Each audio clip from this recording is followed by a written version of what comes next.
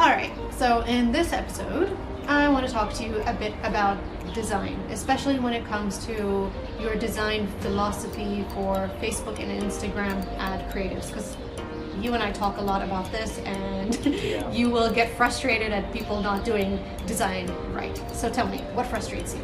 The biggest thing, and I think we can have an entire conversation that links to this, is forgetting about the message and focusing on the aesthetics. That has been my biggest pet peeve when it comes to design. A lot of time is spent in making it look uber pretty, great colors, and I'm not saying they're not beautiful, they are beautiful, but when you're creating graphics for advertising, it's not about that, it's about the message. Are you able to grab someone's attention with your message? And are you clear enough to tell them what they're looking at? Or are they just scrolling through another influencer's feed? Right? So that's one big thing that really sticks out like a sore thumb for me. So I guess it's kind of like the difference between art in a way and maybe graphic design perhaps, because art is all about making things pretty and aesthetically nice to look at, but design is all about how can you convey a message visually quickly to someone while they're scrolling through the feed. Right, and designing is exactly that, it's communicating. So things like other mistakes that we see is not using big enough fonts, right? Because they don't look maybe as pretty as they would if you had them nicely, neatly placed in small buckets here and there. But when you're scrolling through a tiny cell phone, and you're scrolling at 1,000,000 miles an hour trying to look for something interesting, you will miss the small font. So don't be afraid of being a bit bold with your message. Find the key words or the phrases that need to stick out, especially if you have an offer, right? If you have a certain percentage off and it's actually taking a 5% of that image, who's gonna know? Who's gonna know you have 30% off? It's funny because I see things like, 50% off, etc. with the other messaging, and sometimes it's all clumped together in one little paragraph. But how much more visually impactful is it if you have like the 50% off huge and like a circle on top, and then you have whatever other messaging you need underneath it? It's small things like that that really make a difference, and we'll tell you guys from like when we split test with our ads, those are the things that make a difference. It seems so simplistic, right? Like 100%. having bold colors, having fonts that pop. It matters so much. Right, and the thing you need to do when we're talking about this, let's say the offer itself, is have a contrast with the rest of your text. So if you have a text block whose message is about describing you or your service or a problem, have it contrast with a text that's about the offer itself. Make that difference. You need to make that visual connection easier for the viewer as well. And one thing I just wanted to add to is sometimes brand guidelines can do a bit of a disservice.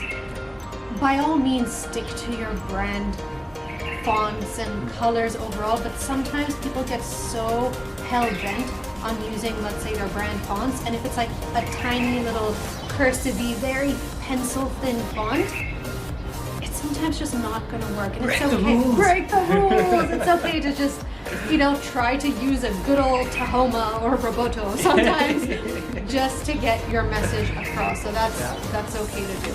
Yeah, for sure. The other thing I also notice a lot, and please stop doing this, guys, don't use stock images. Please don't use stock images. Well, so I have a caveat to that. Ooh, all right. This is debate. Debate time. So we use stock images sometimes. About 5% of the times we will use it, but there's a certain type of stock image that we use. So stock images, when it has really cheesy people and faces essentially, or cheesy actions, exactly, like heart problem, like this old man that's just like, oh no, my heart. Those very cheesy photos do not work well. They always bomb, they always fail, it doesn't look authentic. We always err towards using video, like real videos, real photographs of your service or your product, of course. The only time we'll really use stock is when there's no faces being shown for the most part. So let's say for chiropractic, we might just show like a back with like a spine and like a red flare or dot around it showing like back pain. Yeah. Like stuff like that would work. So yes, that's my caveat with stock. You can use it sometimes. Sometimes it works. Yeah. And when you are using real pictures, please make sure they're not grainy, they're not cropped in the wrong place. We've seen that. We've seen that's just lazy. Don't do that. Yeah. Yeah. Also, white space. So we've talked about text, we've talked about pictures as well. White space is when you actually are not using a space in the graphic to communicate anything. But in not communicating, you are actually communicating. So this is the aesthetic part of it, where you want to give breathing room to the creative that you came up with, whether it's a video or it's just an image, or if it's just text as well. Yeah. So you don't want to clutter your image with text, right? So Facebook has gotten rid of the rule where you can only have a certain percentage be text. It used to be that way, about 20%. Now you can do whatever you want. But at the end of the day, if it's full of lots of text, it's just not nice to look at. Yeah. So it's sort of, is there sort of like a percentage amount you would say try to stick to, or not really? So I work in percentages or divisions. So what I mean by that is I take off, let's say, a few inches off the border on each side, top, bottom, left, and right, and reserve that space. You're not using that space. Everything you need to communicate with needs to be in the new border. And that gives you an idea of, okay, how much white space you have left. From there, you can expand on if required.